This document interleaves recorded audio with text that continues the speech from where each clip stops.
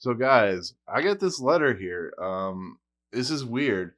So it tells me that there's no Oreos anymore. That Nabisco has gotten rid of them. I love Oreos. Wait, we'll fix this. So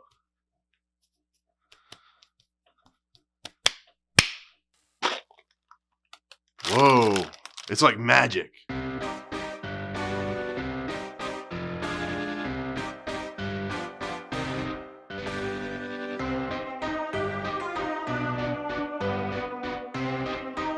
What's up, guys? Welcome to Movie Emporium's movie review of The Kid Who Would Be King, the newest film from director Joe Cornish. Stars Lewis Ashbourne Serkis, Angus Imrie, Patrick Stewart, and Rebecca Ferguson.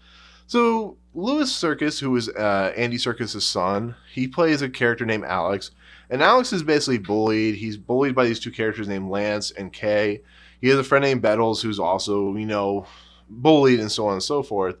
And one night when Lance and Kay are chasing after Alex, he comes across this construction site, and when he goes into the construction site, he finds a sword in the stone.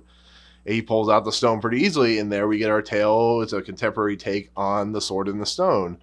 Well, one day during school, this character named Murden, he pops up. He looks like he's like out of place. You find out he's actually Merlin because he came from another dimension or another time or another place, and he instructs Alex to basically take the sword, take it to this land where apparently Arthur was buried and born, and destroy Morgana, who's this underworld demon, half, sister to Pendragon. And they go on a quest, and he takes Bettles and Lance and Kay to destroy Morgana. And so we get this tale of these characters just bonding and, going to destroy this evil. And I'll be honest with you, the trailers sucked. I hated these trailers. They were not fun looking. They were not good. This looks like a typical January movie. I like Attack of the Block, which is a really good Joe Cornish movie. He's only done like a couple movies. He's also written the Tintin. He's also written the Tintin movie for Steven Spielberg.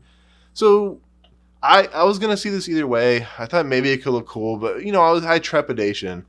And you know what? This movie surprised me. This movie is actually a lot of fun. For a movie that's coming out in January, that's coming out in the doldrums of the winter, I was shockingly surprised at how much I enjoyed this movie. Yeah, it suffers in the third act like these movies typically do, but I just feel like that the kids are really well done. Alex, Serkis or Lance Serkis, he plays a really nice hero. He's going up against odds of people who don't believe in him. They think he's like a crazy person. His friend he wants to be there for him, but it's a story about people bonding over a evil that they have to banish. And it's also playing off the fact that, we live in a world where we have all these issues, and it's playing on that fact of just how things are just not going well, and it's because of Morgana's character. And I love this type of movie because it's just so fantastical and just so much fun, and everybody's having so much fun.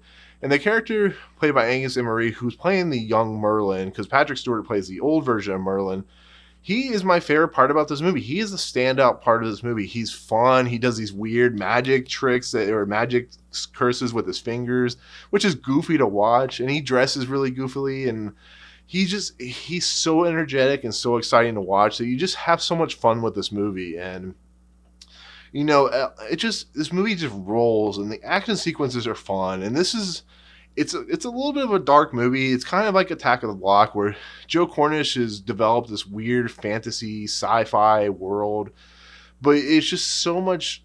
There's so much good stuff coming into this movie. It's just you can't not enjoy yourself. And I hesitate for people not to look down on this movie because you're going to be surprised at how much you enjoy it.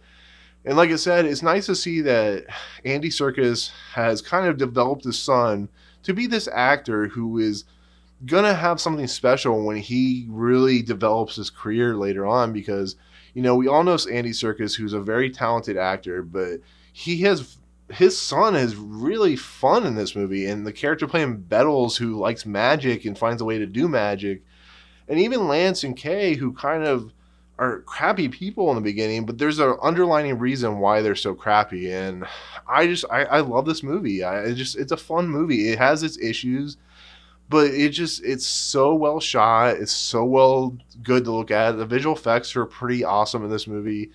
You know, Rebecca Ferguson, who's playing Morgana, is a fun villain, and it's just fun to see these characters just have a good time, and it feels like there's some emergence and some energy that, you know, Joe Cornish has brought out of these types of characters, and it's nice to see him come back and do a movie because he's been gone for so long that he's a great talent. You know, you have all these people like Edgar Wright doing all these great movies, but Joe Cornish is like in the background, and he has so much great talent, and this is why this movie is so awesome.